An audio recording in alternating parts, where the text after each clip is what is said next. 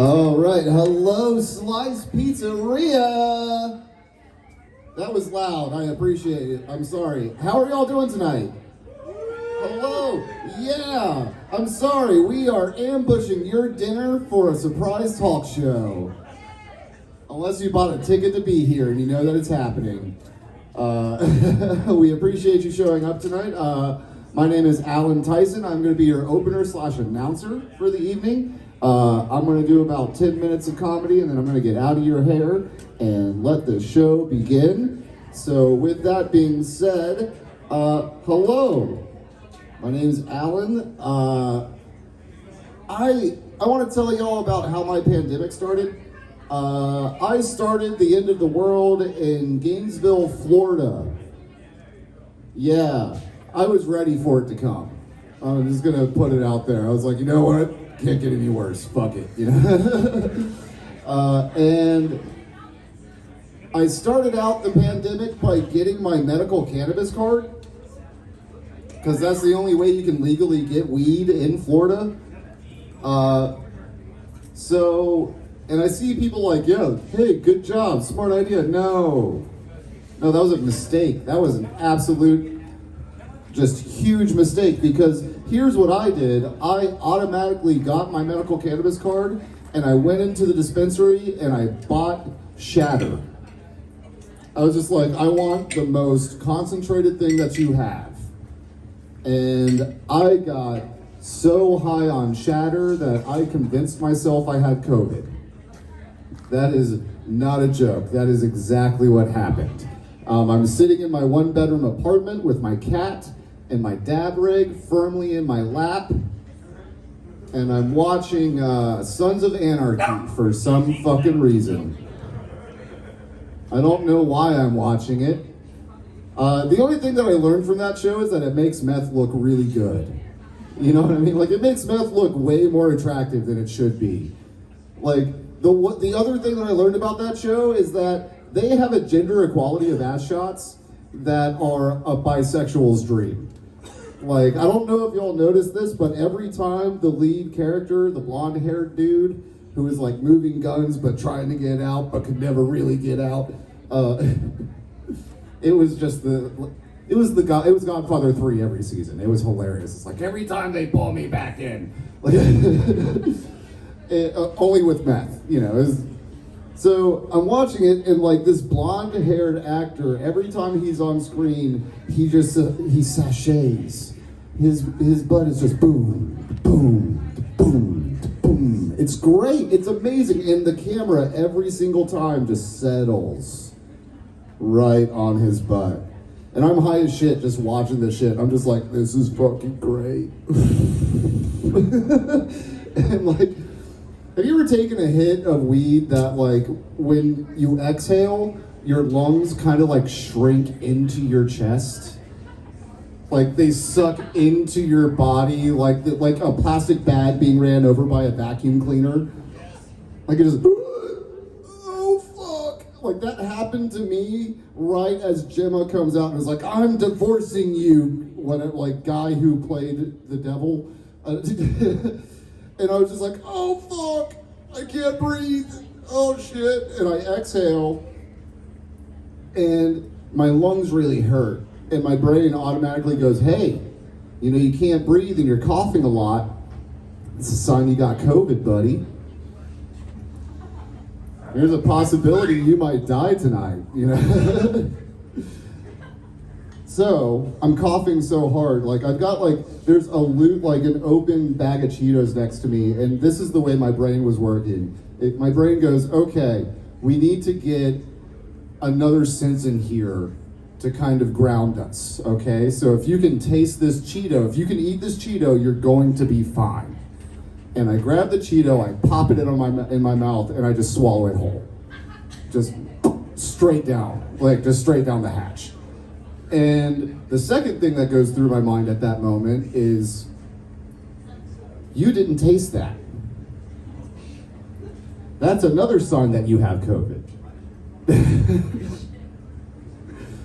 Yeah, my brain is an asshole. That's all I'm gonna say.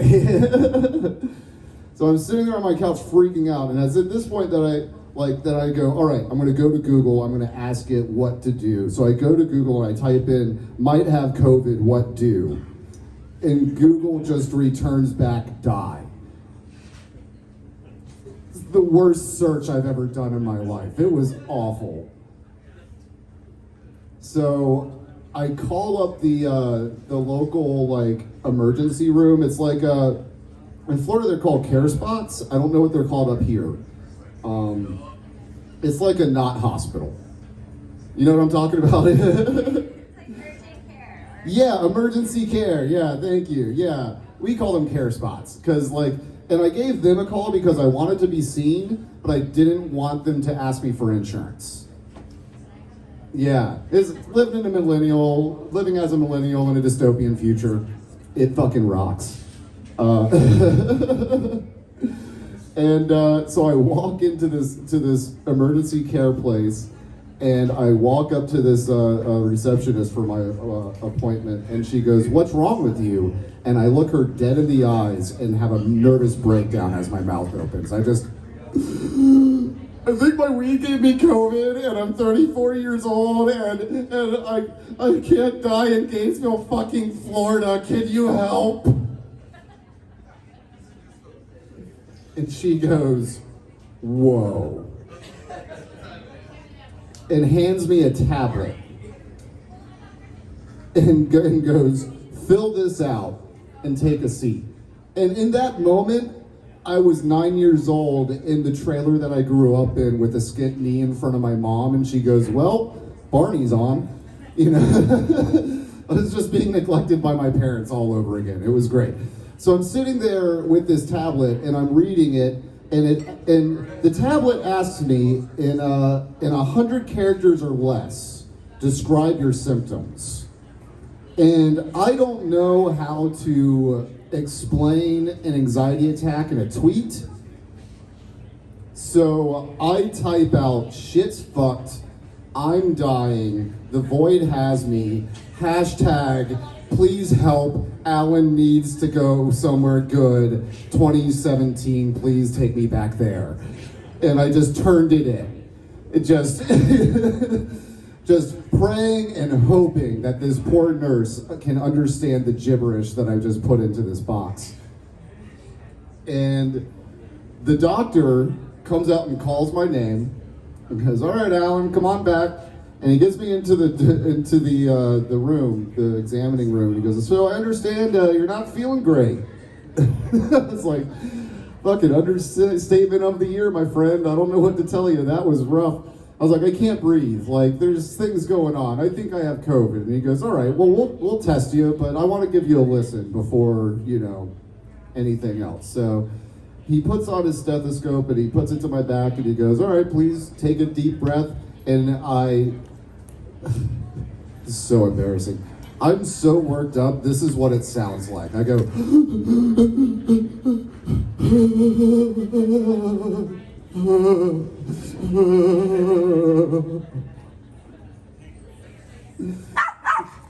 oh wow.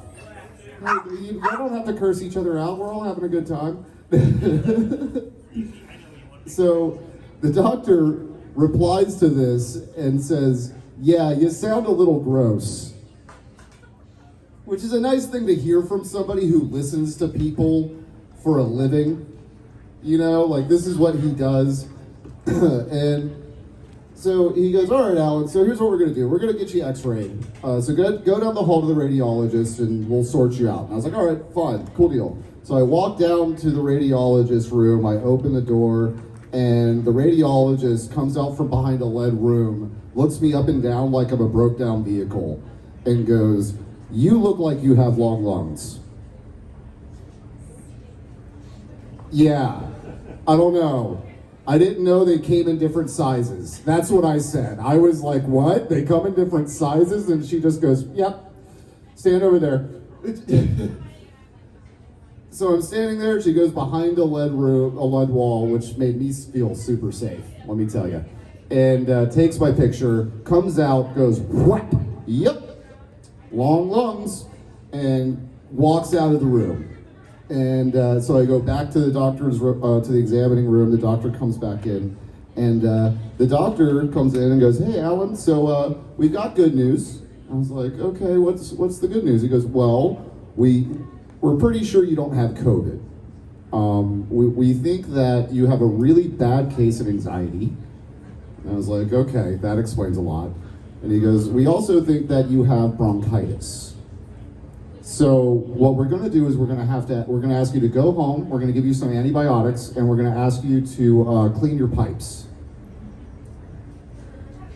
The people who are laughing knows what happened. I was still in the dark at this point. I was still like, "What? You want me to fucking call, like, you want me to call a plumber? Like, what the fuck are you talking about?" And this doctor goes, "No, you've been saving your resin, and you gave yourself bronchitis. So I'm gonna need you to go home and clean your bong, you dirty fucking hippie." So that's how I started this apocalyptic situation.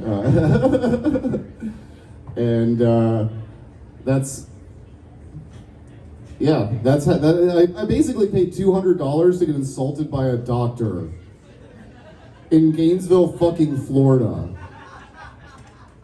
And like, the fucked up thing about that was like, I was a little bit butthurt for a little bit afterwards. I was like, what the fuck? Where does this licensed official get the nerve to talk to me like this? And then I thought about it from his perspective. This poor guy was in school for 12 years to end up in Gainesville, Florida, prescribing people to go home and clean their bongs. So that's what my life is like. Y'all been a great audience. I'm going to introduce your host for the evening. Please give a big round of applause for the start of the Temple the Bard's live talk show. Please welcome your host to the stage, Temple the Bard. Thank you. Give it up for Alan Tyson, everybody. They're fabulous. I'm glad they were here to get us started tonight. Right on. Well, I'm your host, Temple the Bard, and this is Temple the Bard's live talk show, episode 5. I'm really grateful to be here at Slice Bar and Pizzeria tonight, one of my favorite places in the fabulous Whitaker neighborhood of Eugene, Oregon. Got one of my best friends in the audience tonight, my favorite Chihuahua, Esme. We call her Esme, or we call her Mames, but her full name is Esme Him May Tootie Mames, Pug Butt, Leash Pooper, Charcuterie Tongue, Deer Hunter, Cattle Dog, you little tarts. You know how it is, like, you get a dog you love and you get them nicknames over and over and over again, and all those nicknames stick, and then they end up having a lot of names, and you end up spending a whole lot of money on a tombstone when eventually that dog dies before you do. I'm sorry. So how, are y'all excited about spring coming? Yeah. You know, I'm not. I'll tell you, because like I am a person of size, and like I don't have anything to do with this whole spring, summer, fall, winter shit. Like there are 2 seasons for me. There's swamp ass and not swamp ass. And we're entering into swamp ass pretty soon here, so I'm not looking forward to it. I'll make do, you know, shove napkins down my crack, you know, keep the river from flowing too deeply at any given time. Yeah. So, yeah, I'm Temple the Bard. I'm non-binary. I'm cool with being non-binary. I'm sort of femme. I'm a little masculine. Actually, I identify as a manic pixie dream cryptid. Yeah! You know, like some people, like you've heard of the manic pixie dream girl archetype, you know, like a cisgender femme who like always has perfect bangs and like a well-tailored skirt who like blows into the life of some damaged guy and like does all this emotional labor and fixes him like a therapist should, and then boom, you know, blows out without a certain hair out of place, you know, like Zooey Deschanel. You know, but that's not me. I'm a manic pixie dream cryptid. I blow into somebody's life. You know, I'll clean his toilet for him if he's depressed, but, you know, only if he's into getting into butt stuff after that. Yeah, no butt stuff, no toilet cleaning. That's where I draw the line. So there's a lot of queer content in the show. I figure I'll give you all an LGBTQ 101 before we get too terribly started. I'm going to talk about coming out of the closet. A lot of us, we talk about coming out of the closet when we're talking about our experiences to the straight community, but, realistically, it's not like that. Like, there's 3 ways that queers find out we're queer. Number 1, you can be touched by an angel. Number 2, you can be diagnosed by a drag queen. Or number 3, you can accidentally get a copy of Teen Vogue in the mail. And once this happens, you're automatically entered into the Orientation Olympics. It's basically a series of competitions where you find out where your role in the queer community is. And some of my favorite events in the Orientation Olympics are synchronized lactation, the 100-meter scissor, and of course, let's not forget the pole vault. For those of you out there who don't understand, the pole vault is basically pegging, so, And so after that, if you're really good with Google spreadsheets, you get put into the polyamory expansion draft. And you get drafted into a queer polycule, and you gotta pay your dues. You gotta do 2 years in it, like you would if you were in the South Korean Army, for example. It's a conscription thing. And, so if you ever go to Valley River Center and you see, some really cute, pink-haired young femme, hanging out with a couple of dykes from Coburg, you'll know what happened. And then, if you're really good and you handle things well from there, you get entered into a drawing for a free silver daddy. And a silver daddy is basically an old 60-year-old gay or 70-year-old gay boyfriend who survived the AIDS crisis, and you don't have a whole lot of sex with him, but he ends up taking you antiquing and buying you really weird art objects from the flea market that he says are very important. And you have to display them, because if he comes over and they're not displayed, he's gonna be really disappointed in you, and you're gonna hurt his feelings. So anyway, that's basically LGBTQ 101. I just wanted you all to have a little bit of background in it before we dug too deep into the show. And some people think that queerness is this modern thing, but I tell you what, it goes way back deep in American history. For example, the Revolutionary War was really, really gay. Now let me tell you how.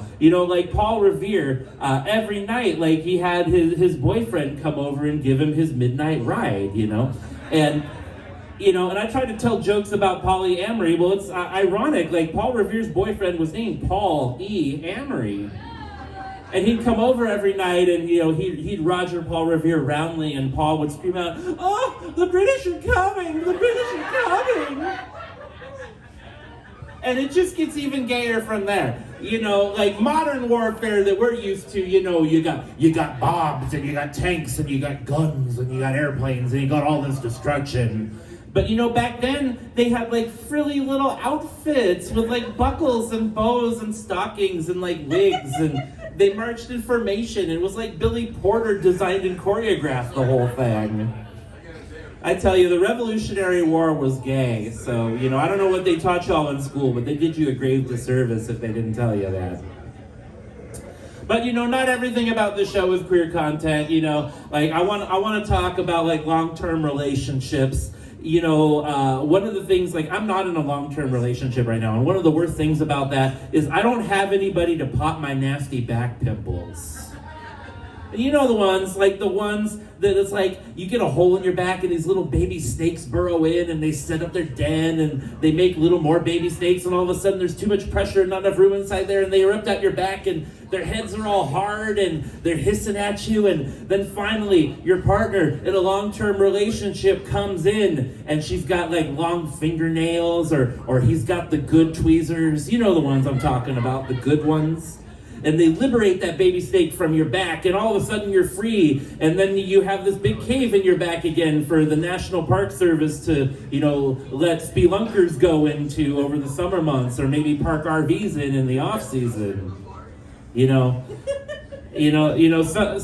of you think that the worst thing about not being in a long-term relationship is maybe not having somebody who feels obligated to have sex with you as long as she's willing to pee afterwards and he's willing to take a shower first.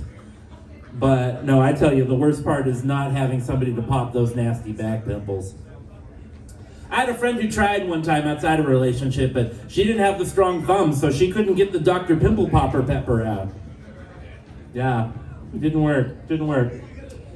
So, I've got this neighbor who's kind of a jackass, parks in front of my house, lets his dog shit on my lawn. I'm really upset with him. So I decided to cast a spell on him. So I got out my copy of the Necronomicon. You know, I figured I'd cast something nasty and like send him into the earth to his doom, but I kept flipping through pages and flipping through pages and flipping through pages, and I never did get to the end where the spell I was looking for was, and it turns out I didn't have the Necronomicon. I had a copy of the Necronon and on and on and on Macon. I bought it at Costco. It was the Kirkland version, apparently. You know, they say the Kirkland versions are the same or better, but, you know, in this particular case, I beg to differ. That's not how it worked out. So finally, I'll leave you with this one thing before we move on with the show. I was reading the newspaper the other day, and I found out that our universe is, in fact, not like this fat plane. It's like gently curved. It's gently curved throughout all of space-time. And you know what I have to say about that? Screw you, flat universers! Suck it, you're wrong. Go back to your 8chan and hang out with your homies. I don't want to hear your crap anymore. So we're gonna have a really great show tonight. I'm gonna introduce tonight's sidekick in a little bit. We've got Riley from Bad Hippie Motor Clothes here tonight. I'm gonna interview him, and we're gonna talk about fashion and art. We've got our featured comic tonight, Rudy Tyburczy. Let's everybody give Rudy Tyburczy a big hand. And we've got our musical guest, James Manning III, who's gonna be coming up at the end of the show. It's gonna be great. As those of you who were here last week learned, there was a sidekick I did have planned to be part of the show, and he absolutely ditched me at the last minute last week, left me with a Dear Temple letter, and I read it to you all, and I figure it's only fair for those of you who were here last week or watched last week's show to get the update. I do have a fresh letter here from Bob the non-union plumber, who was supposed to be my sidekick last week. All right, so I'm going to read it to y'all. It goes like this. Hi Temple, it's Bob.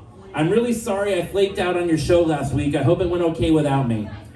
I really love Salem. I'm already making friends. The other day, one of my new friends invited me to the Human Soup Festival.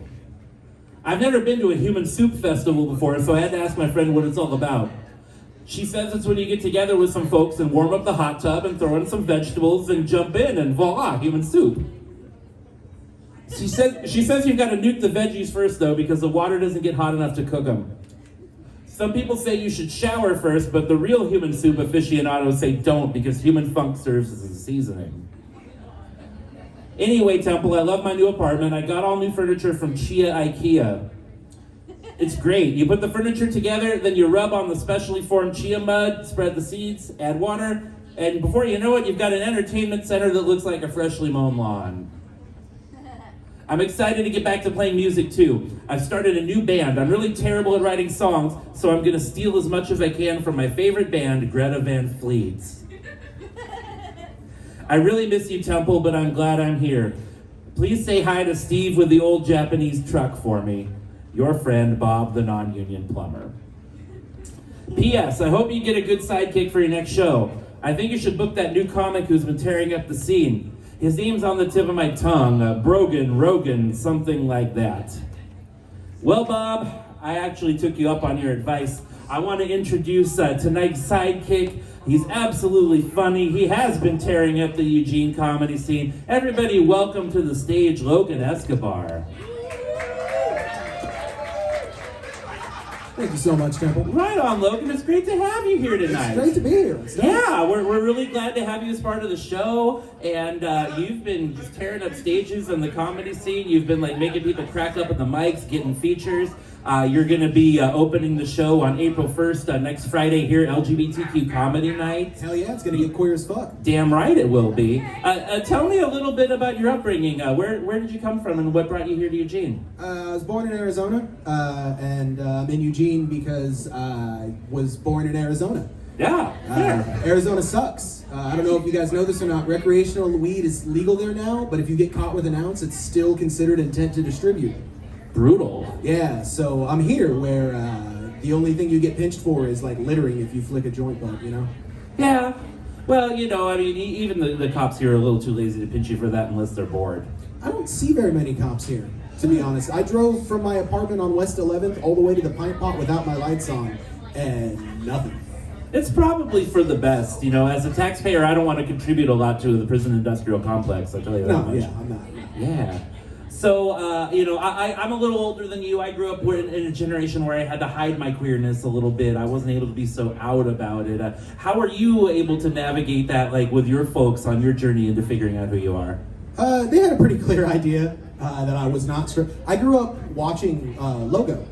Okay. So, like, the 3 shows that kind of defined my childhood were the Big Gay Sketch Show, Queer Eye, and Kids in the Hall. Oh, rad. Excellent. So, it would have been a lot weirder if I was straight.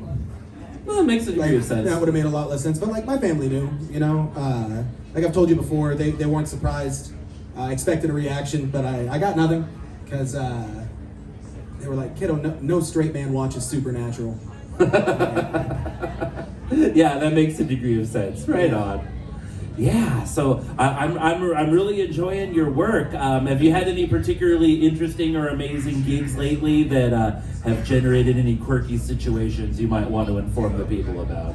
I had a really fun time at Lucky's at the Jessica Grant Show, which was hosted by Seth Milson. Oh, cool, great. I did on the walk back to my car though. A dude just kind of came up and was like, "I just saw you, man. You were so funny. You got $50." Which is the highest amount of money anyone has ever asked me for here. And also, I don't think I've ever looked like I have $50. So Yeah, I don't think I've ever looked like I've had $50 either, you know. I usually look like I need $50. And I look like I might suck somebody off for $50. Oh, I would definitely suck somebody off for $50. Well, see, I wouldn't, you know, because like I'm really scared and easily triggered. So, yeah, that's probably not the best. Right on. Awesome. Yeah, you know, one of the quintessential experiences of growing up queer is that sometimes your folks catch you. Like, yeah, one time my dad caught me in a self-bondage situation I couldn't get out of. It was pretty brutal. I told a whole lot of lies afterwards, trying to save face that he didn't believe and I knew he didn't believe, but I didn't have the courage to, like, take the next step after that, so I, like, slunk my head off in shame and he shut up, you know? Anything like that ever happen to you? So I never got caught with anything like that. One time my dad came into like the office area we had and caught me Googling Jessica Alba. Ooh. And like he laid it on real thick. He's like, "What would your mother do if she came in and found you objectifying women?" Ooh. But 10 minutes before that, I was Googling Hugh Jackman. And I kind of wonder if he would have been as upset. It's like, you can't lay the same thing like, "What would you do if I came in here and fuck?" Well, that makes sense, you know. It's like, I can't exactly see Pop going, "What are you doing objectifying men right now?" No, yeah, it threw him for a real loop. Like, he's a pretty progressive guy, but he's still Mexican and was raised Catholic, so, you know, some shit runs deep. You know, and many years later, Hugh Jackman ended up playing a cartoon character who has 3 cocks, so, you know. That's true. Yeah, it worked out pretty well for everybody, it sounds like. Cool. You ready to get on with the show? Hell yeah. All right. I'm ready to get on with the show too, but unfortunately a show like this costs some money to produce, and my producer let me know this week that we have a new sponsor. I hate doing the capitalism thing, but I just have to get some commercials out of the way. I have to tell you that this show is sponsored by the year 1982. This show was sponsored by the year 1982, and so let's just get this out of the way. I got to show a couple of short commercial clips, and then we'll get on with our show.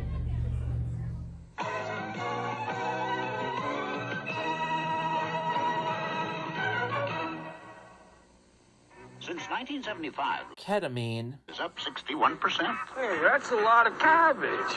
Mushrooms, 46%. Blotter acid. 82%. It's fruitless. In today's economy, you need. Why do 100,000-mile flyers choose United? I never pass up an opportunity. Even when I travel, I like a good deal. United's got a great batting average on low fares. Chances are no one's cheaper, not even those rookie airlines. So check United first, or you may miss an opportunity. Hey, kids, need a good owner? Fly America's favorite airline for people who purchase children. In the mountains of southern Colombia, for centuries the cloth has been woven by hand. It is not the fastest way, but it is part of Colonialism. The same dedication to Colonialism. that has been passed to Juan Valdez. He picks the Colombian coffee as it has been picked for centuries, by Exploited farm workers. bean by bean. Only at the moment when it is, Most profitable to the global north. it is no surprise that a country so Exploited by American agribusiness. grows the richest coffee in the world. For years,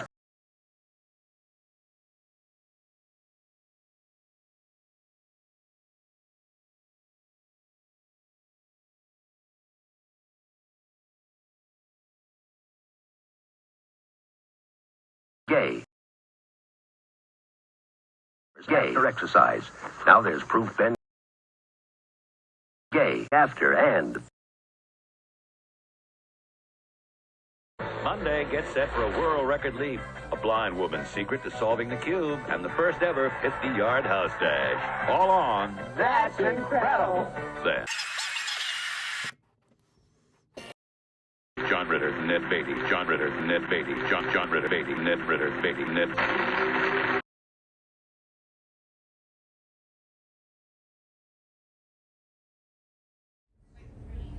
Okay, that wasn't too bad.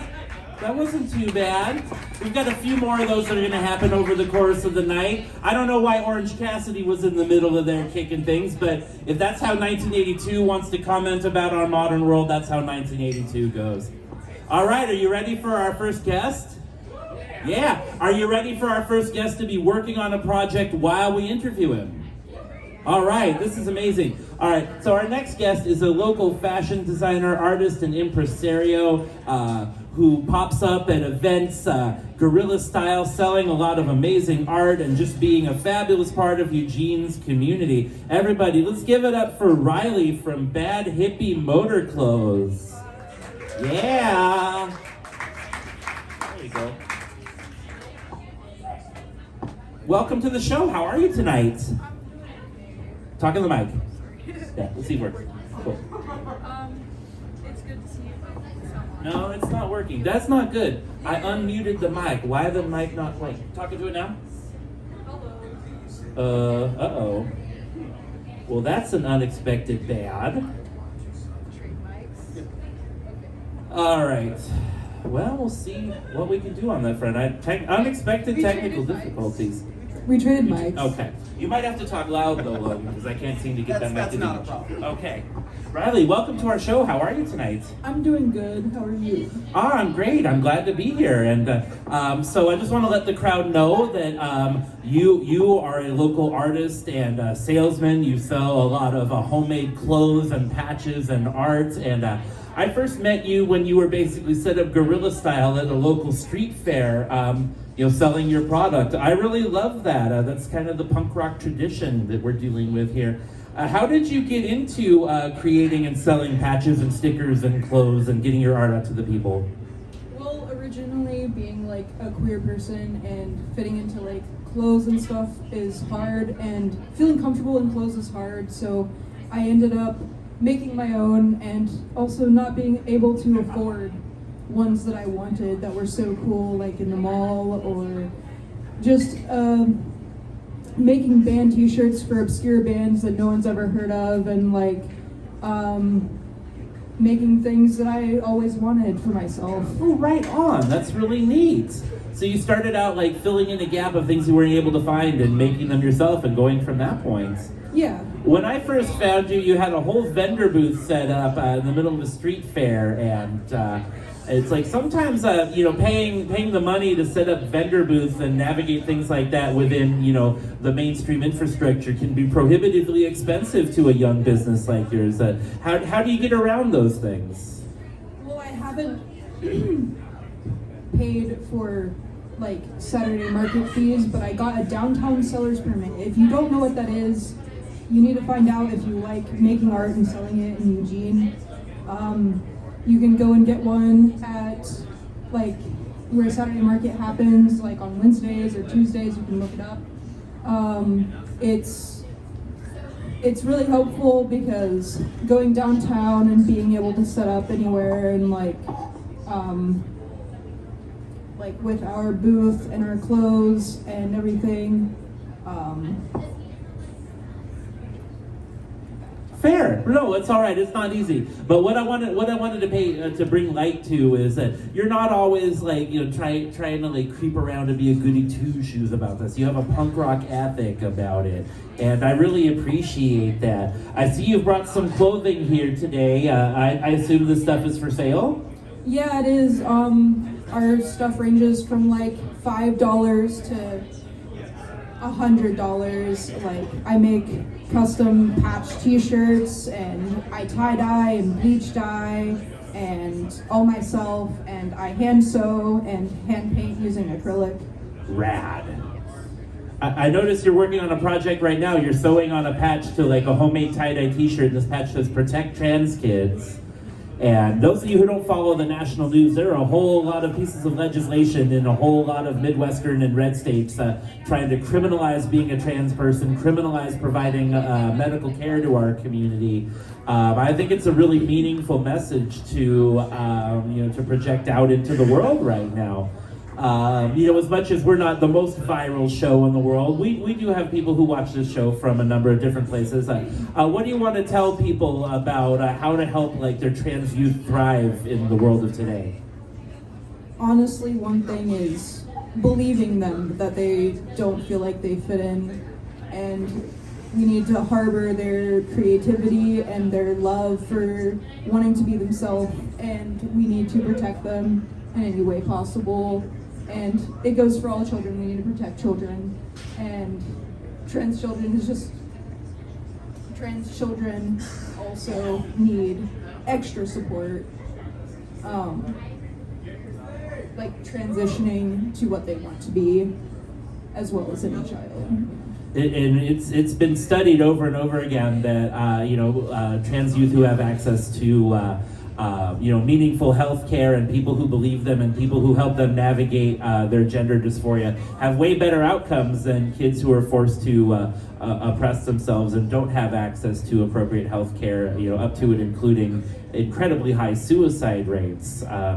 It's something I'd love most of the world to understand is, trans folks, we're not trying to be extra, we're just trying to survive in a world that's not necessarily built for us to fit in. We're square pegs in round holes sometimes, and I'm really glad that our forefathers and mothers and non-binary folks and pioneers have helped build a better world for us. So what are some of the projects that you and your artistic partner, Devin, have coming forward for Bad Hippie Motor Clothes? Well, we both want to, get a van and become travelers again. Like, I've traveled a lot of my life, and we want to travel around and go to festivals and music events and all kinds of things like that, and pride events, and try and sell things to people who like our message and also spread our message as well. Right on. So you're looking to get into that traveler portion of your lifestyle. Yes. All right. This makes a lot of sense. I have to say, go to Slab City sometime. Everybody's gonna love you there. You're gonna have a great time. I've never been to Slab City yet, but I watch a lot of videos on Slab City and where I lived outside Taos, New Mexico. Oh, it's yeah. also the environment. There's the environment's a lot like Slab City, I assume, because the people there, and a lot of them are anarchists. A lot of them are queer. Rad. That's great. A lot of them are artists. Yeah. So it sounds like you're going to be in a position to find where you need to be and travel around and sell some things, and I think that's going to be great. I really look forward to that period of your life, and if you ever call Auntie Temple, it's like, Venmo me gas money, we're stuck. I got your back. Oh, I definitely send you something in the mail. Right that, on. Whatever Awesome. you wanted. Awesome, I If you help me appreciate out it. with gas, so it'd help. Rad. So Riley's going to be here during our intermission later. If you want to come up and check out the clothing that he's brought to sell today, there are a lot of cool and interesting items. It's going to be a great opportunity to see some art that our local youth are making and promoting, and just trying to build lives for themselves. So, all right, everybody, I'm very glad he could be here on the show today. Everybody give a big round of applause for Riley from Bad Hippie Motor Clothes. Thank you for having me. Excellent, thank you. Too close to the mic. Yeah, well, we're glad you talked into the mic. That's important. Right on. Cool. All right. The microphone switch, I think we have a broken one, so, you know, the microphone shuffle today. Oh, I know what happened. This is James Manning's III's mic. That was the live mic. That's where I screwed up. So anyway, this next segment is me begging for somebody to be my engineer so that I don't make mistakes like this going forward. Well, that was my mistake. That was pretty bad. All right, well, let's get another one of these sponsorship videos out of the way. I hate capitalism as much as you do, but we have requirements, so let's get this out of the way. It should be all right. All right, this one is supposedly called 1982 and Cowboy Pinball. Let's see how that one works out.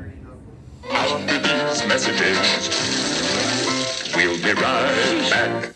It worked! Let's go! Whatever I do, I give it my all. Even unpaid domestic labor. So again, I give it my all. Concentrate it all. Heteronormativity leaves stains on the soul that detergent won't wash away. So it gets my emotional labor for free.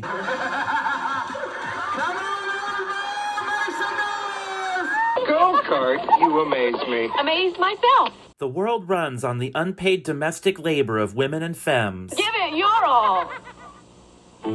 Introducing Mr. Culver's Sparklers. Light up the sparklers. The new air fresheners that get you high as fuck. Smell that sunny freshness. Just hang up sparklers and out comes a thick cloud of bong smoke. Hang up the sparklers. Sparklers are full of aerosolized cannabinoids that help new moms mask their postpartum depression. Light up the sparklers. This is the van where dad secretly and silently sobs. Sparkler.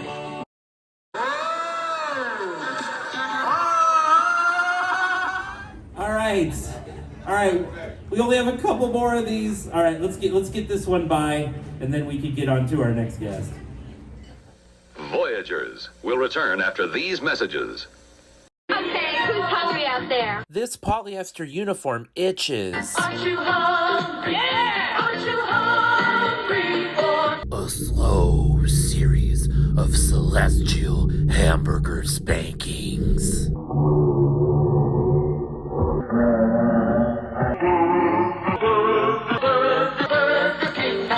I'm so itchy. This is a Channel 7 News Brief. I'm Jim Paymar. Our top story tonight is that the New York World reports that President Reagan is a closeted, self-loathing homosexual. Gay naked Reagan. Tomorrow at 5. Sky is flaming. We're flaming too. The girls like to watch. Check out my crotch. Hey, it's a robot. Check out our butts. The girls like to watch because they don't hate men yet. This pulls a penis metaphor. We're kinky pirates. Check out our butts. It's the 80s, so we sexualize the teens. Jordache, available at Bamboigas. All right, that was relatively painless. This is great. You know, maybe our producer's not so bad after all. You know, it's nice to be able to pay the comics. All right, speaking of paying the comics, our next guest is one of Eugene's premier comics. He's absolutely fabulous. He runs a production co-runs a production called Just Comedy that brings a lot of amazing shows here to town. He's personally one of my favorite comics. I want you all to give a really big Temple the Bard Show round of applause for Rudy Tyburczy. Thank you, Temple. Thank you, everyone. Give it up for Temple. Yeah, nice. Everyone on stage. I haven't had this many people on stage since my college improv troupe. You know what I'm saying? I thought I'd get dressed up. It's a talk show, right? I got dressed up. I'm wearing all blue. I'm like, if Smurf went to a funeral. Yeah, that's what dressed up is for me. Yeah, my friend said I should have shown my belt off, my belt buckle, and I'm like, it's not very good. Another friend was like, you should wear a belt that says Diesel. You should wear a belt that says Diesel on it, so people think you're packing. And I'm like, it's kind of false advertising. If I had a more truthful belt, it would say, unleaded. Self-service only. There's just one pump, you're welcome to it.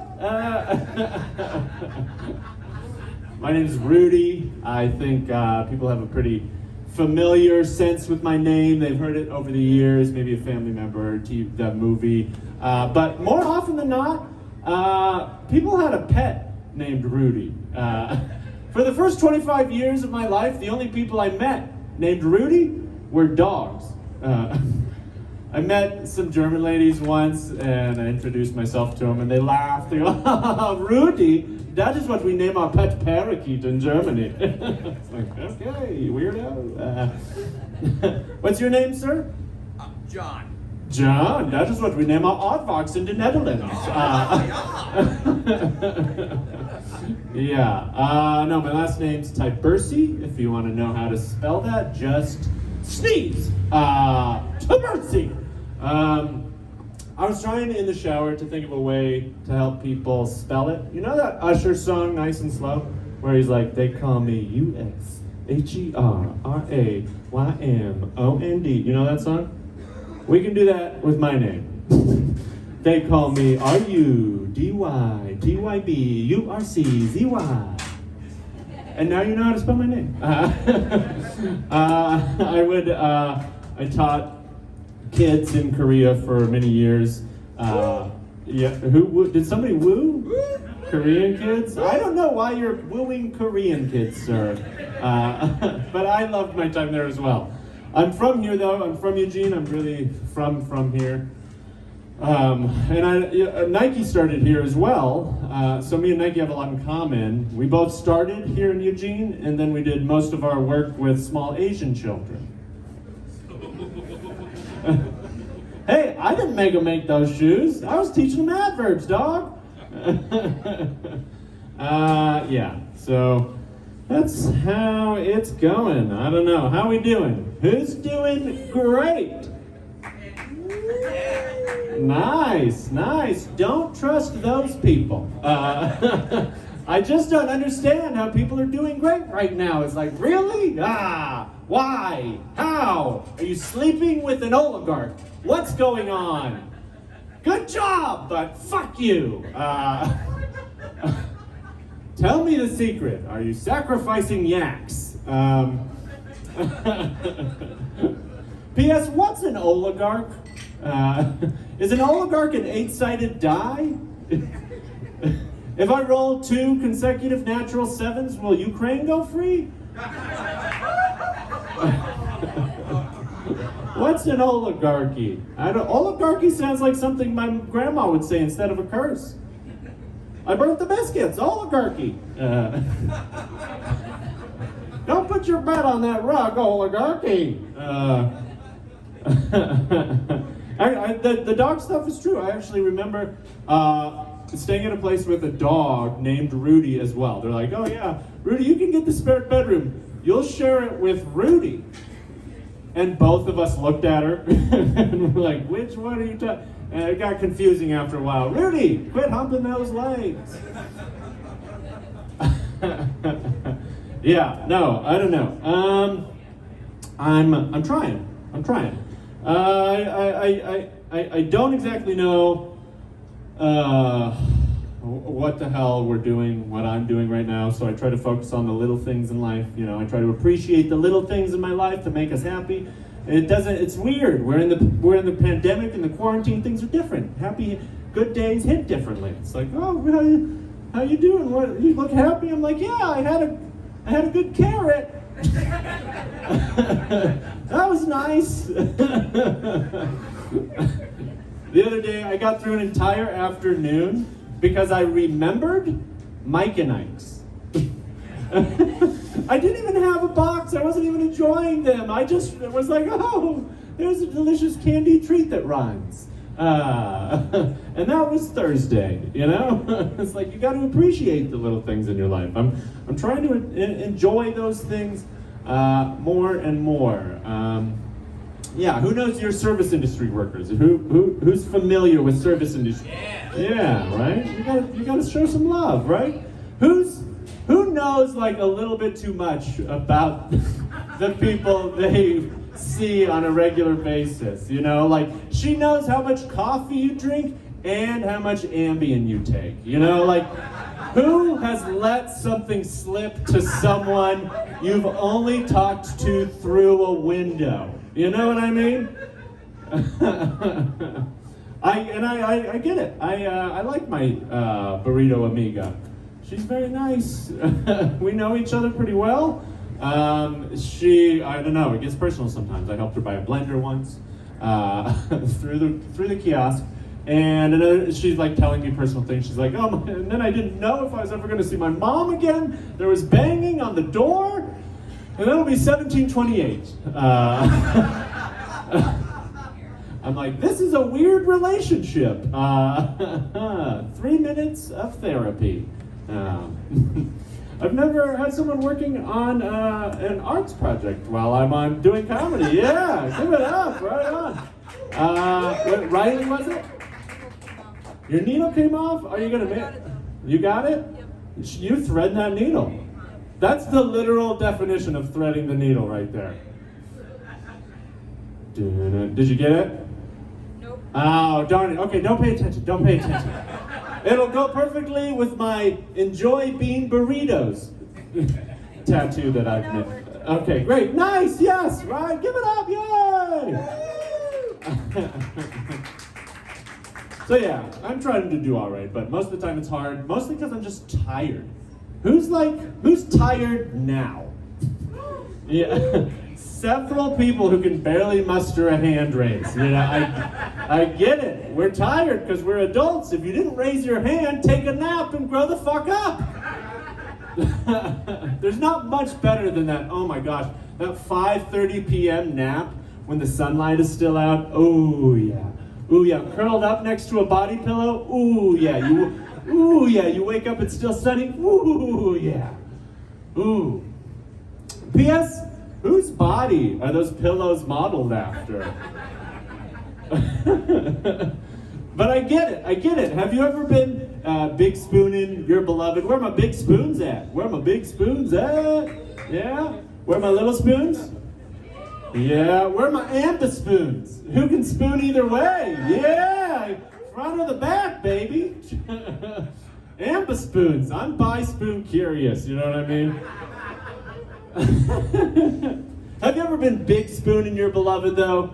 And your under shoulder is just like killing you. You're like, oh my God, what are we doing? Meanwhile, two shoulders in the front is just happy as a clam. Totally good rotator cuffs. You know, Daddy, why can't you play catch with me? Because I love your mom too much. It's called spooning. Oh yeah. I did find the secret to a good night's sleep. You want to know? Sure. All you have to do is get 2 shitty nights sleep. That's the only. Like Tuesday to Thursday is gonna suck, but Friday's gonna be a banger. You could also try a weighted blanket. Who has a weighted blanket? Anyone? Yeah. I got a weighted blanket from my ex-girlfriend. Still keeping me down.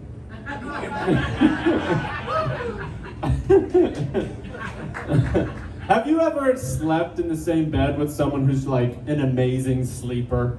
Who just like can go to sleep? They're like, oh, it is time for bed. Good night. And meanwhile, you're just like huffing and puffing next to them silently. You're like, and they're like, I'm still asleep. You know those people? Do you know those people who can just sleep? Fuck those people. Not in their sleep. Not in their sleep. That's not what I meant about that. I had an ex, the weighted blanket one, who was really a great sleeper. And when she broke up with me, I was kind of relieved. I didn't have to watch her sleep for like 2 hours every night before I just dozed off into an anger sleep. I thank you all for coming out. I thank Temple for putting this on. This is awesome. I really appreciate it. Give it up for us, Temple the Bard. Will you join us for an interview? Oh, yeah. Yeah, Right on. keep that mic. Right on. Oh, yeah, for sure. Grab the right extra mic this time. Oh yeah, let's straighten it. Where do I go? Just join right here, the number 1 seat, yeah. Right on. Awesome. Well, Rudy, thank you for that set. I was just about ready to like give you the light, and you're like, nope, I already see the light because I'm Rudy and I'm divine. I do look a lot like Jesus. Yeah. Both of us do. We're the... Yeah, it's, I'm telling you, we need to open our own beauty company. I'm not opposed to that. I'm telling you, Beauty and the Guy, and we just repackage Tony and Guy products. And we have like traditional white Jesus and now 30% more historically accurate brown Jesus. We call me Jesus. That's what we're going for. Yeah. I'm down. Yeah. I'm Ginger Jesus. Ginger Jesus, Yeah. you know? Back when I had a buzz cut, I was Drew Carey. It was fun, you know? I haven't ever seen Drew Carey in a dress before, though, so if you ever see those photos, point them out to me. I'd like to see. Wonder if it looks like a mirror of me circa 2010. Did you really look like Drew Carey? When I had a shaved head and I was dressing like a boy most of the time, yeah, I looked a lot like Drew Carey. I had the glasses, too. Cleveland rocks, though. Yeah, Cleveland does rock, you know? Yeah, for sure. Yeah. So how did you get started in comedy, and then how long ago was that? I started in comedy like most comedians in Seoul, South Korea. Oh, yeah, of course. That was where I did my first open mic. It was mostly a poetry mic, but I saw it and I was like, they need to hear about my dick. They didn't, but that didn't stop me. And that was, 2008, 2010, yeah. I had a 10-year anniversary show here Nice. a couple years ago before the pandemic. And then, I just kind of we just kept building a scene there, much like our scene here, and putting on shows, all kinds of variety shows, had headliners come over and stuff like that, and then just, did our open mics and all that kind of stuff. Awesome. Yeah. Right on. Yeah, it's I am not a huge aficionado, but I very much enjoy Korean food. Did you like the food when you were there? Oh yeah, Korean food's awesome. I love Korean food. Yeah? Here's the thing, Rudy. If you guys don't know this, Rudy has a web. Would you like to plug your website? Oh yeah. Yeah. You guys know how to spell my name. RUDYTYBURCZY.com. Which is lovely. You've got a bunch of videos up there. Yeah. And I have watched all of your videos. Booyah, you creep. So, hell yeah, 3 in the morning, just huffing and puffing. Here's the thing though, is you have a video about your life in Korea. Oh yeah. And there's a segment of that video where you empty about half a bottle of ketchup onto a McDonald's breakfast sandwich. And the whole time I'm like, there's no way Rudy takes a bite of this half a bottle of Heinz and like a thin layer of egg. And then you eat like half of the goddamn sandwich. I mean... How did you not instantly hurl? Over tomato ketchup? The world's best condiment? I'm just looking for ketchup vessels, dog.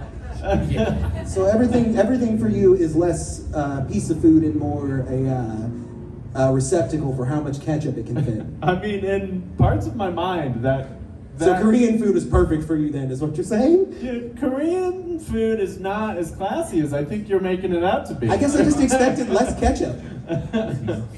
There might be a time when less ketchup is appropriate, but it's not involving McDonald's, which I was eating. Another question, how different is the McDonald's in Korea versus McDonald's here? Oh, great question. I love foreign McDonald's. If you ever go to other countries, go to McDonald's. Like, check it out. You go to China, go to McDonald's. That shit will blow your mind. Have you ever been to Chinese McDonald's? I have not been to Chinese McDonald's. I got a breakfast wrap, like with a tortilla and a piece of ham. Okay, that's a fine start. And a fucking churro in the middle. It was like ham, churro, wrap, and I'm like, well... That's interesting, because I'll tell you right now, Mexican McDonald's does not have that. Oh, yeah. It is, for those of you that have never been to a Mexican McDonald's, imagine everything is the same, but you can taste how bad it is for you. Like, that's... It's like the Coke, right? Isn't the Coke better in Mexico? Coca-Cola. Yes. Whatever Coke you want to be better is better in Mexico. I've never been out of the country, but what I do have to say is the last time I was in Roseburg, the lady at the window literally wept over my McRib. What? So, Why? like that, I just think she was having a really bad day. You know, she was an exploited worker, and I gave her compassion, unlike the other bastards in the line. You and get it. I just caught her like needing emotional labor. You know? Yeah, Or you got the last McRib and she was really upset about it. But you know, I'm a sadistic SOB. You know, I would much rather have my McRib seasoned with like the salty tears of exploited workers. So, yeah. Did I at least tip her? No, like you can't get away with tipping at McDonald's. Oh, you 100% can. You can? Yeah, Oh my during God. the pandemic, every time I had to get fast food, I tipped. Oh, wow. And they another heads up, they cry. See, that flew like nearly everywhere I went, and like maybe the McDonald's I was going to weren't having it. I tipped at In-N-Out, I tipped at Carl's Jr. I'm even embarrassed enough, but proud enough to say I tipped at Long John Silver's, and that means I admit I ate at Long John Silver's. It's pretty shameful in some circles. But. Service industry stuff is tough to get used to in other places. In Korea, there's a Yogi-O. Anybody know Yogi-O? Yogi-O, when you see someone who's like your server and you want their attention and they're not giving it to you, Yogi-O! You yell at them. You give them a Yogi-O, and you're like, there are people who can like Yogi-O, like friggin' boomerang into the bar, get the barkeep's attention, and then they magically come back by the end of the yo. You know, like meanwhile I was like, Yogi-O. I'm like, Yogi-O. Me, I'd screw it up. I'd yell Yu-Gi-Oh! And then people would throw trading cards at me. Well, that's better. Yeah.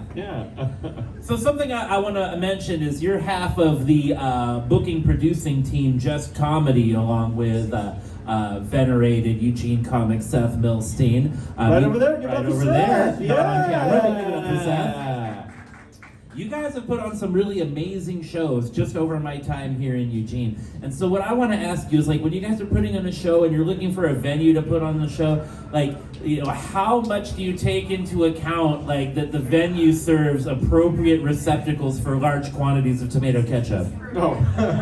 I mean, it's high on the priority list, right? Okay. I mean, anything has to be full of ketchup if I'm going to perform there. Okay, because, like, you know, going to World Pies, it's like they're just wearing the right ketchup receptacles, whereas the Big Dirty was like a ketchup-friendly venue. Yeah, it was pretty ketchup-friendly, you know. We're working on their ketchup restrictions, so we're going to see. This makes sense. You know, like, masks were the battle of 2021, and ketchup restrictions are the battle of 2022. Yeah, I think it's going to get messy. Well, you know, I'm okay with that. You know, it's kinky as far as I'm concerned, and I have a lot of changes of clothes, and I live nearby. So next time we'll have you on the show, we'll do the Nickelodeon thing and dump like a bunch of gallons of tomato ketchup on you. Yak me with the ketchup. Yes, please. Right on. So before we let you go, do you have any shows you're interested in promoting coming up in the near future? There's a bunch of funny folks over at Believe in Funny tomorrow at Sam Bond's. Oh, heck yeah, that's a great So yeah, show. that's a fun afternoon show. Or if like your mom or dad wants to see comedy, it's clean. So that's fun too. I had some fun shows recently, but I haven't booked anything around here. Just check out my website, follow me on the socials if you like any of my comedy or whatever. And Rudy gets booked all the time, so just not having a booking right now doesn't mean that you won't be booked a couple weeks from now for fabulous things. That's the plan. My plan is to get booked a bunch over the summer, hopefully record something as well in the summer. Oh, that would be great. Right on. Well, I look forward to hearing your jokes on Spotify, the Pirate Bay, or wherever people get their jokes in mass quantity format these days. I have an exclusive publishing deal with LimeWire. Oh, this is perfect. Yes. Yeah. I'm stuck on Napster. I don't get royalties for shit. Yeah, that's All right, everybody. I want you to give a Big Slice Pizzeria and Bar a round of applause for our guest tonight, Rudy Tyburczy. Thanks, y'all. Thanks, everybody. Yeah.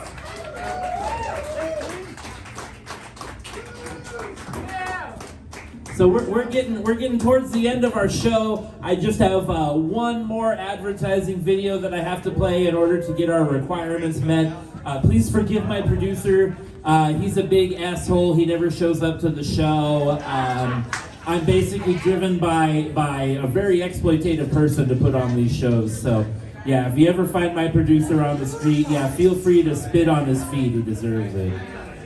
All right, here we go. Here's our last commercial of the night. The Flintstone Funnies will return after these messages. Not everyone wears Zips shoes because They're cheap, standardly issued footwear for imperialist occupiers. not everyone wears Zips. Due to corrupt Russian supply chains. And not everyone wears Zips. To appease a homicidal, senile dictator. But when all is said and done, it's nice to know that Nuclear annihilation could put us out of our misery at any moment. just in case you need it. Oh shit, it's the Ukrainians. No, partner.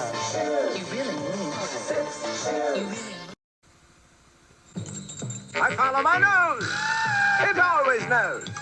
I detect with my beak the Cocaine-fueled orgy. I seek. But where? I smell those Polish trouser models. Such a gloomy place to find that lively taste. Whoa! Have you ever done it with the undead? Ah, yes. Would you like to see a picture of him?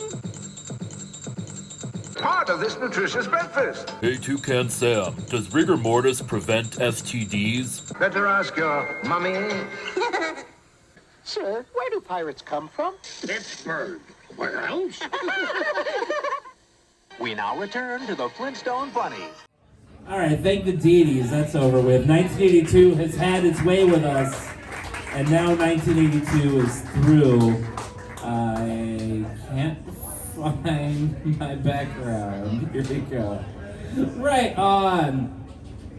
All right, everybody. So we have a musical guest coming on, and usually we interview the musical guest and then have the musical guest play, but tonight we're going to intersperse the interview with the musical guest. So I want you to give a big round of applause for tonight's sidekick, Logan Escobar.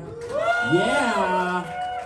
He's going to be here next Friday, April 1st, as part of LGBTQ Comedy Night here at Slice, alongside Seth Milstein, Jen J, David Ledbetter, Dahlia Bell, and I will be hosting that particular show.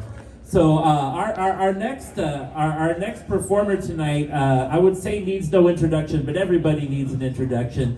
He's a comic.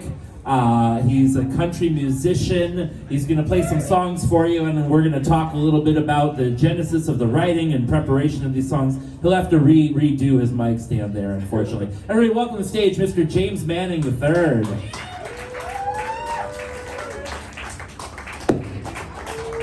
That's all right. That's a tiny pop. It's not a big pop.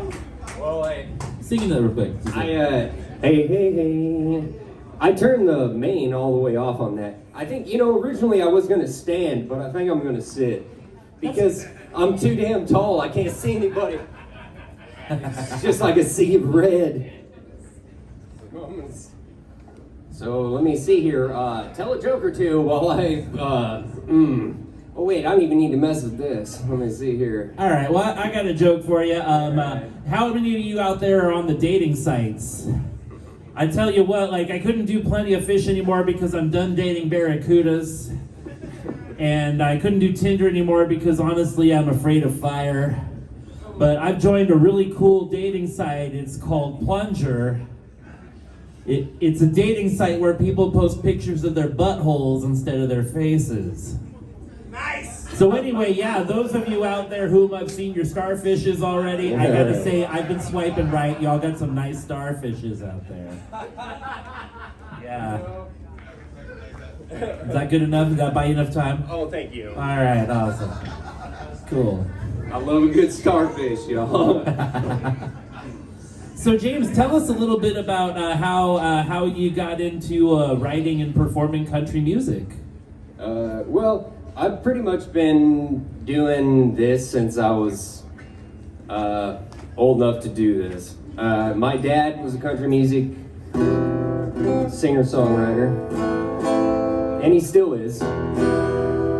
And I'm gonna play a bunch of his tunes tonight. Right on. And yeah, I grew up watching him come on stage and do this. Cool. For real. Awesome. Well, tell us a little bit about the first song you're going to perform for us tonight. I wrote it down on an old set list. It says, Sasquatch dank. I can't remember what that joke was about. That sounds like an indica strain. Right? The Sasquatch dank. I'll take a Yo, man. 8 of that. Yeah, give me some pre-rolls of that shit. I'm broke, bro. Well, I figured What happened? Beer! Beer! Spilled beer! Well, we're starting off great. It's all right, Riley. Don't worry about it. It's Dawn of the Red? Okay. Right on. Oh, let's give a hand for this gentleman who's going to replace Mr. Manning here. Now that is a true hero. Let me just get up here and, fuck shit up right off the beginning, as much as I can, and we'll see if I can make it up. Actually, this is very fitting for the first song I'm going to play, okay? This is a true story. I wrote this one. It's all good until you do it. It's fun till you're through with it. And I had a real good time until I put it in the ditch. Mm-hmm.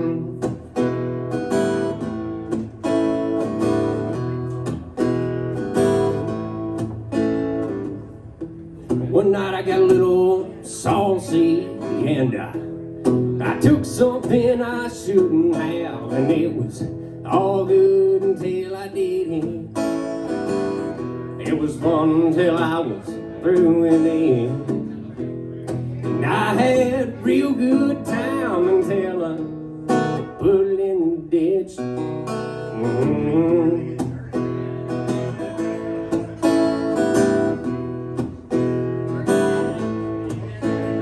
Well, the moral to the story is be careful while you have your fun. Because if you're not, you better believe you might put it in the ditch. Mm-hmm. Yeah. Well, we've all been there a time or two where you wish that you wasn't you, and it was all good until you did it. It was fun until you was through with it. We've all had a real good time until we put it in the ditch.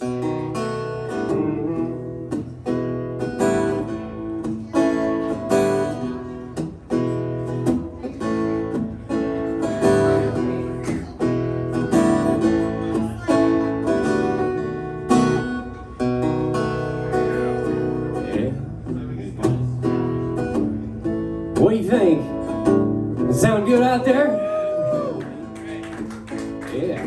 We've all been there, right? It's all good till you do it.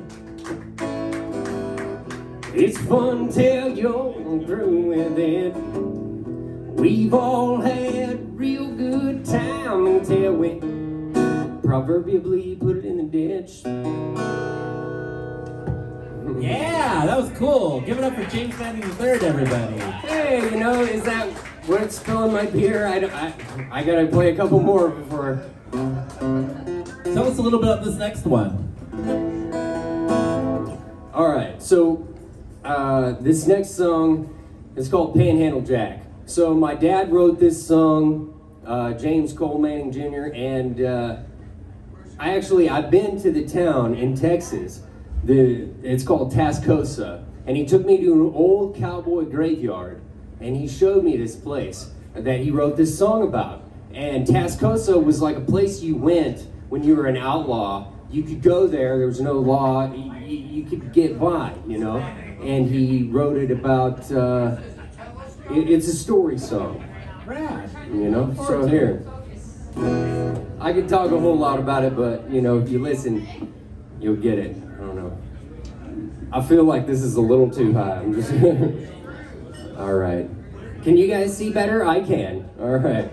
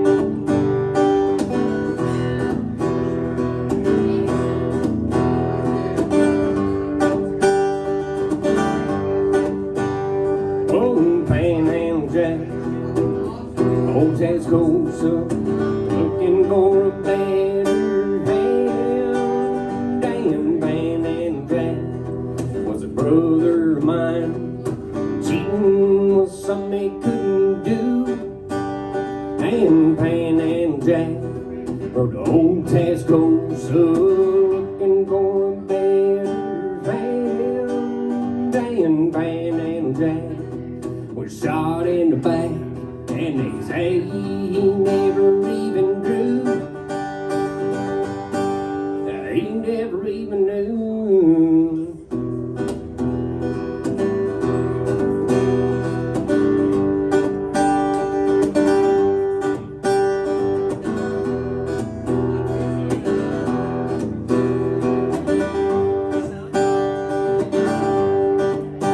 And so my lay down goodbye. And don't want to cry. Just saddle up my steed. Now my 6 guns all I'll need. In old Tascosa,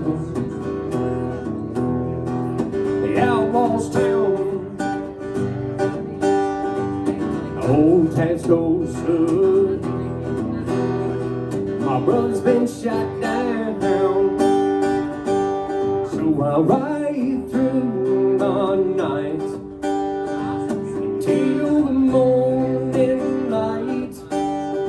The river's winding path, and soon my 6 guns wrath. In old Tascosa, the outlaws town. Thank you, brother. Thank you. Old Tascosa, where my brother's in the ground. And so I ride through the night till the morning light. The river's winding path, and soon my 6 guns wrath. In old Tascosa, the outlaws town. Old Tascosa, my brother's in the ground.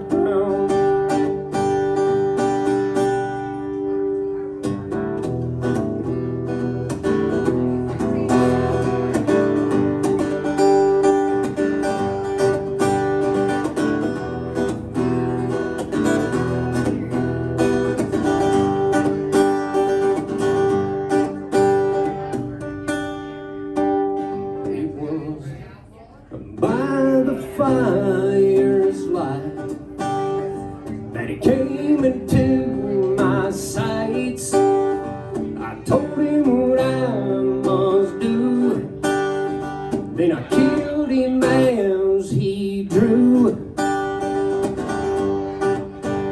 In old Tascosa, the outlaws town. Old Tascosa, where my brother's in the ground.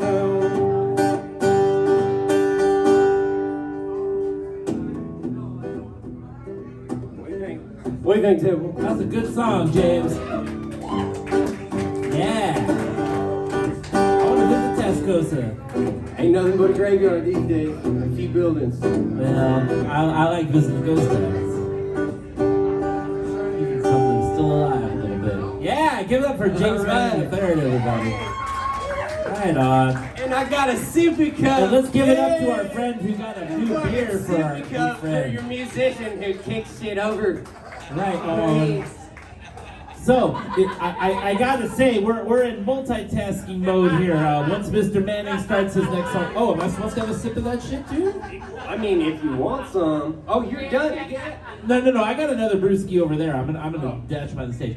If you're interested in looking at what Riley has to sell as part of his Mad Hippie Motor Clothes rack here, just sneak up along the side of the stage. It's all right. Just 1 or 2 at a time, and we'll be fine. Don't be bothered. Just come get you some bad hippie good vibes. Get yourself all right? some Mad Hippie Motor Clothes good vibes. So when I hype up your comedy or your music, and I say, hey, yeah, you gotta check out James Manning III, people go like, oh, is he related to the politician guy? Yeah. Actually, I got an email one time. Somebody was like, I saw your speech you're such a good speaker. I was so inspired. And I said, you have the wrong James Manning. Unless I inspired you to write dick jokes, in which then you have the right James All Manning. right, this makes sense. Yeah, you know, I respect James Manning dick jokes a lot more than politics, I'll tell you that much. You know, if politics was just dick jokes, we'd have a better society indeed, am I right? Yeah. I think maybe, you know, someday I'll bring a few dick jokes into politics. I have a lot of Dick Clark jokes, but, you know, he's been dead for a long time. The youngins don't tend to get my Dick Clark jokes. Dick Clark. What a man. Yeah. You know, and then I have to explain what payola is, and it just goes all down the tubes from there. So tell us a little bit about your next song. All right, what do you think, Temple? Well, it's not like I don't know these songs, right? But I wrote them down. So, the next one I have written down is called Secret Love. Should I just go for it? Yeah, do it. All right. I'm going to sneak behind you to finish off an old beer, though. Yeah, go ahead. All right, good. Don't worry, I got a sippy cup. All right. So my dad actually wrote this song because he woke up out of a dead sleep in the middle of the night. And he like saw the story in his mind. And he couldn't go to sleep until he wrote this song out on paper. It's called Secret Love. It's about a cowboy who's an outlaw and he's in jail and he's about to get hanged, but he can see the woman who he used to go to school with that he loved through the window. It's real fun. It's it's not a sad old country song at all. Secret love.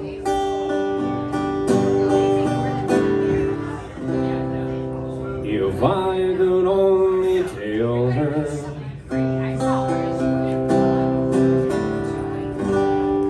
secret love.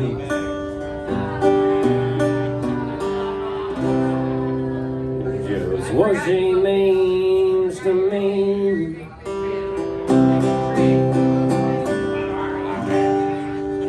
Sacred love.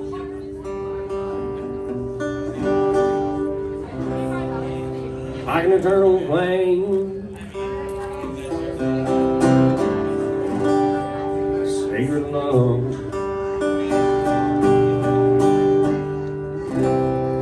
But she could never look my way, and she's so pretty.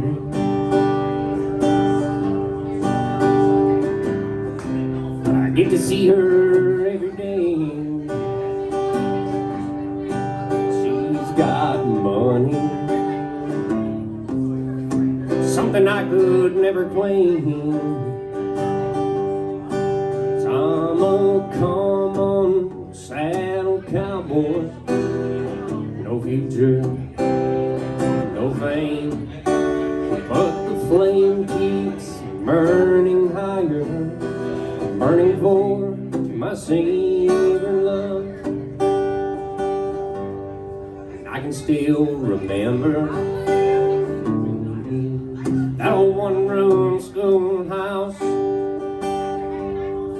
how I used to tease her. Guess I'll never get the chance.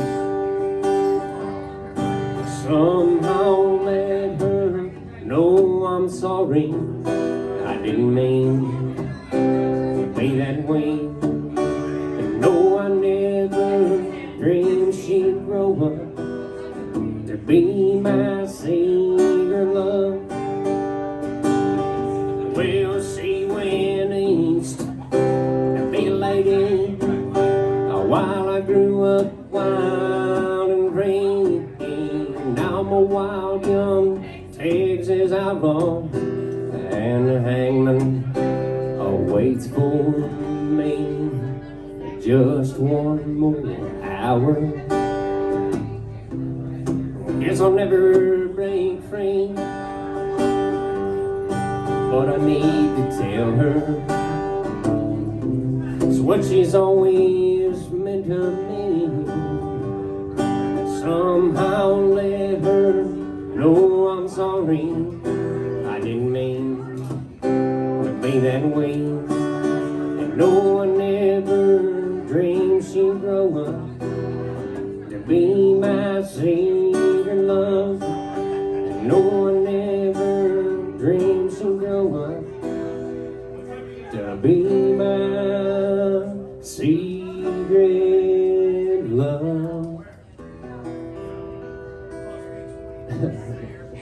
Yeah!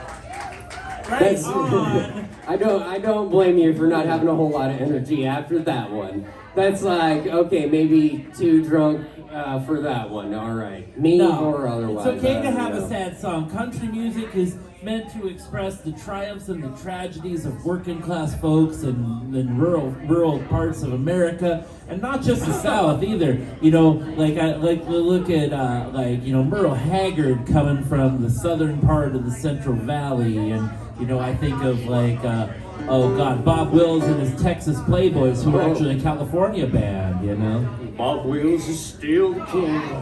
Right. Well, you know that song is.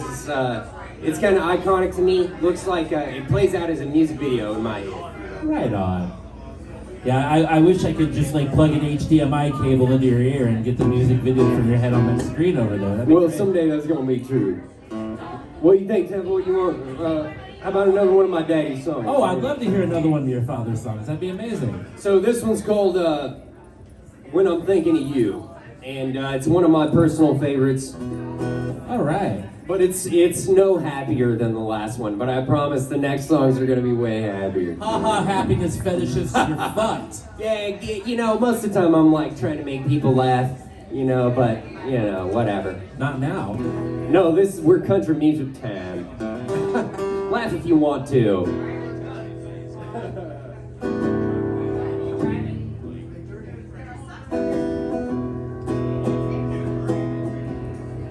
Well, I don't think of you as much as I could. But that's not saying that our love was no good. 'Cause you gave me more than I ever knew. It only hurts when I'm thinking of you. We still right, but it's just not the same. 'Cause you and me need those touching games. I find myself drinking, forget about you, but it only hurts when I'm thinking of you. And after all the times that we spent together, well, to forget you was never my aim. And my lack of memory is only a temporary. When I wake up, I'm calling your name. Well, it's so hard when you're so far away, and it gets further with every day. I find myself drinking the whole day through, and it only hurts when I'm thinking of you. It only hurts when I'm thinking of you.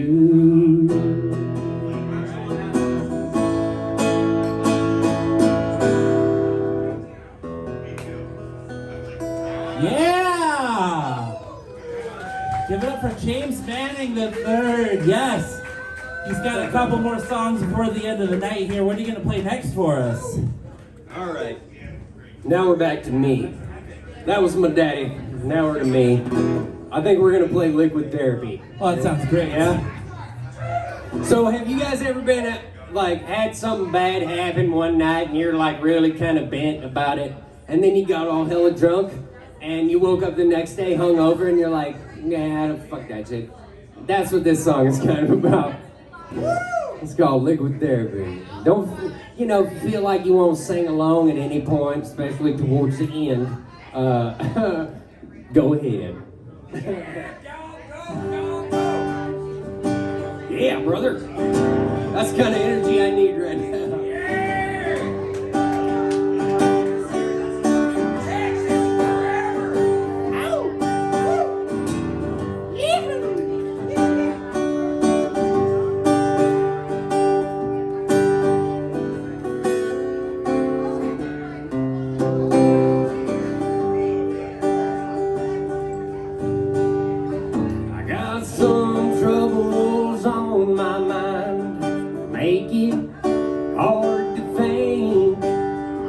If I think about them too much more, I'm liable to break. So I'll take myself down to the bar, get myself a drink. I need a little liquid therapy to ease my pain. Liquid therapy. It's all I can afford, liquid therapy. I want you to listen while you pour liquid therapy. Yeah, I'll have one more liquid therapy. Lord have mercy on me.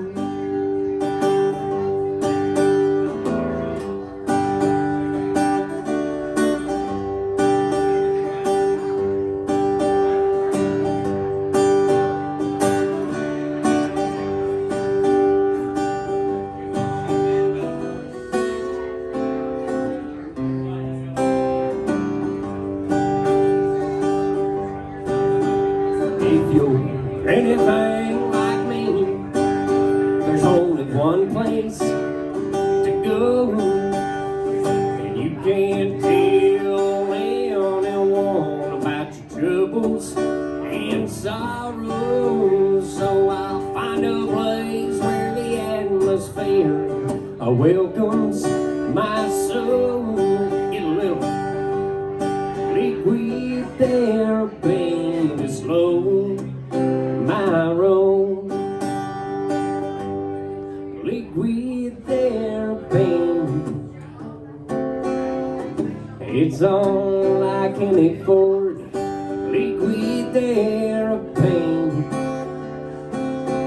Won't you listen while you go for liquid therapy? Yeah, they're getting one more liquid therapy. Lord have mercy on me.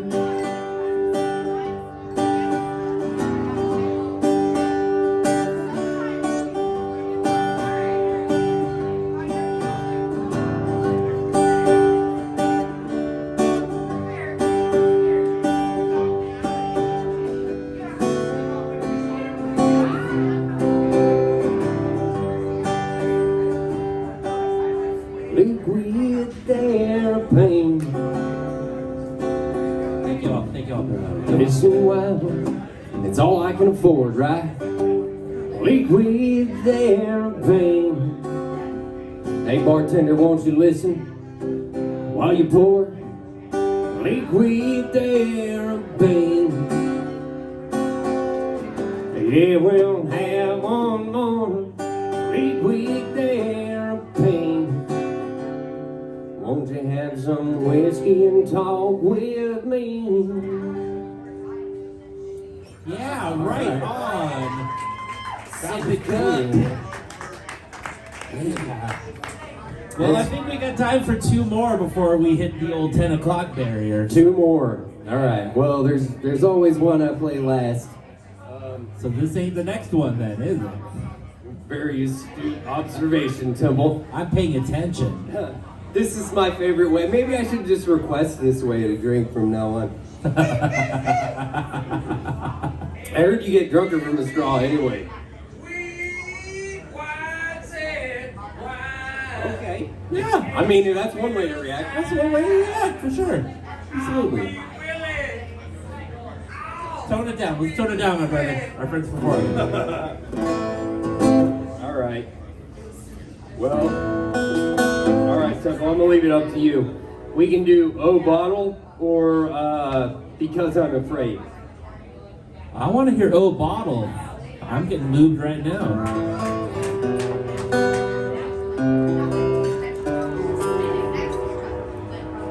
Oh, I love that shit. That's so good for me right now. Put that fucking train on.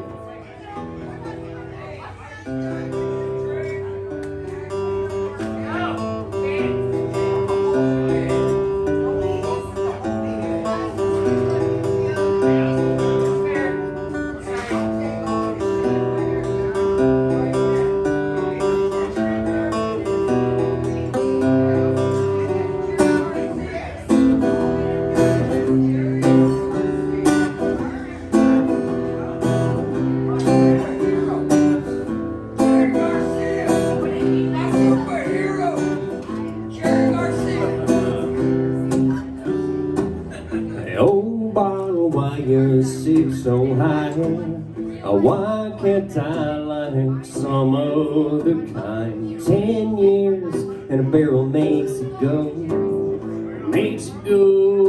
up in bright eyes.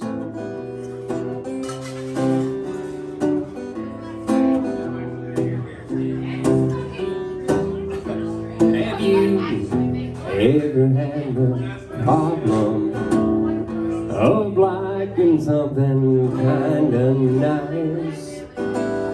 It's not the most expensive thing, but it sure makes your wallet feel lighter.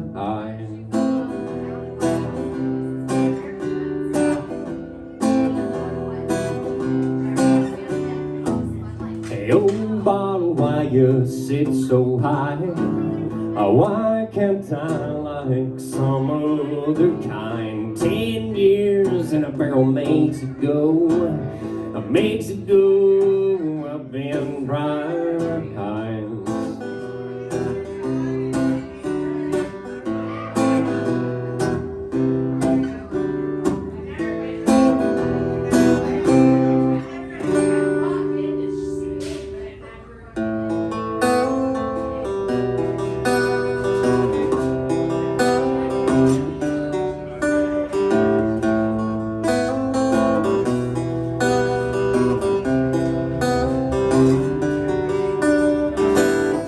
It's not about what I can do without.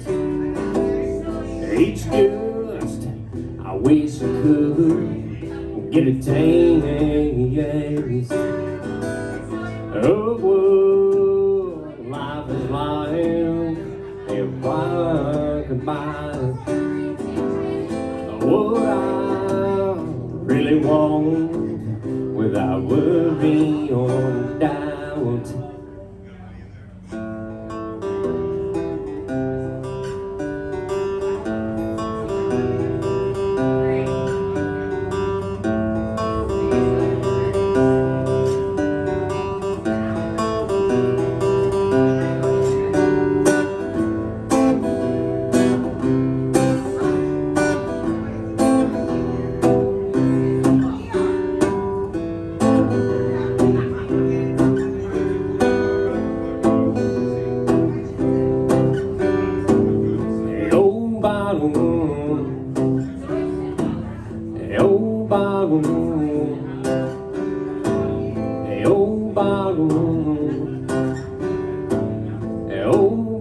Why you sit so high? Yeah, right on. Hey, thanks for getting that started there for me. Yeah, thank you all for staying here to support James Manning III. He's got one more song tonight, and then come up here and shop the Bad Hippie Motor Clothes rack. You know to what? see if there's something you want to gift to somebody in your life or rock really hard out in the streets. There's some amazing clothes up here. It's pretty badass looking. Actually, so this next song, I like to close on this song because it's one I wrote about a buddy of mine. Right on. Gotta So- respect our friends. Yeah, and you know, this guy, this song is really about him. It's 100% true, and it's from the heart. And this is actually his hat right here. Cool. So, my buddy loved the Grateful Dead, all right? He did. This is it's a Rasta steal your face, Adam, I guess. That's his hat. Everybody knows him as Doug or Dougie. And he loved Hawaii, Temple. He loved Hawaii. And he used to go there every year, and they would put acid on sweet tarts and take them on the plane. He loved Hawaii. And what he loved to say was, Hawaii, the island life is about eating good and living well, right? And that's kind of why I wrote this song, is for Dougie. Right. It's called Good Drink.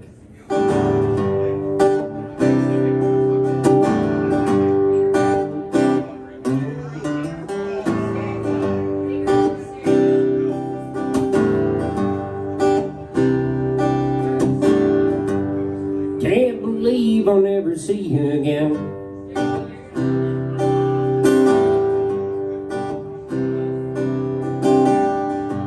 To me, we were like the best of friends.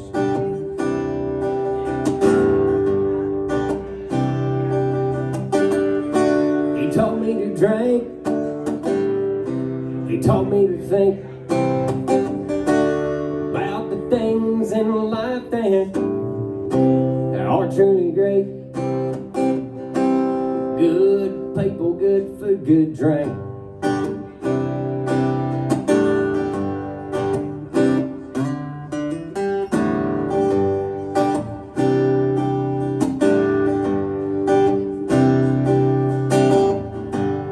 I loved him and he loved me.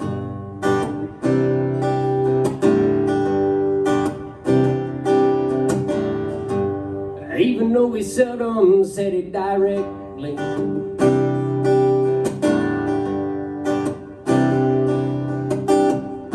He taught me to drink. He taught me to think about the things in life that are truly great. Good people, good food, good drink.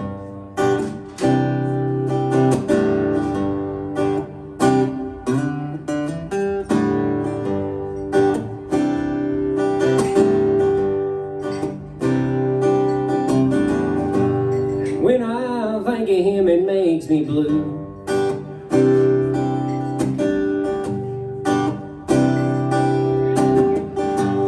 Even though I know he wouldn't want me to.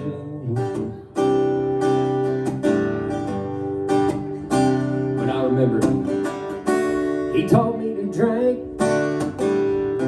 He taught me to think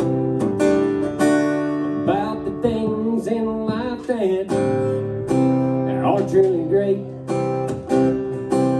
Good people, good food, good drink.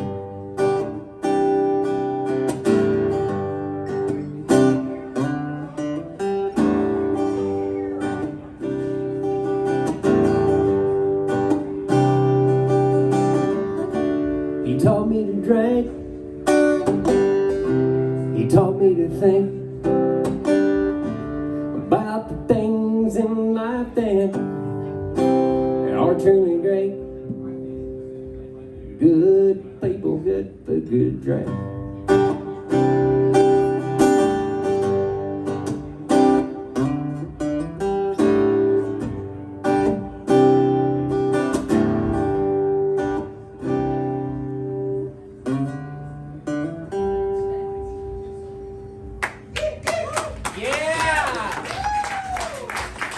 All right. right, give it up for James Manning III, our musical guest of the evening.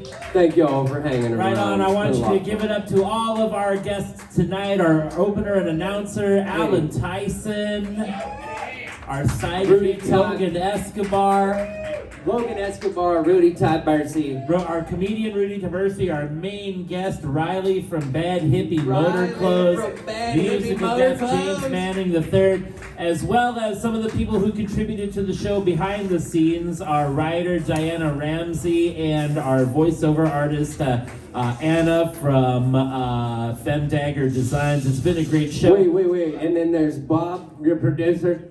Oh yeah, Right, my that producer. asshole. Oh yeah, producer.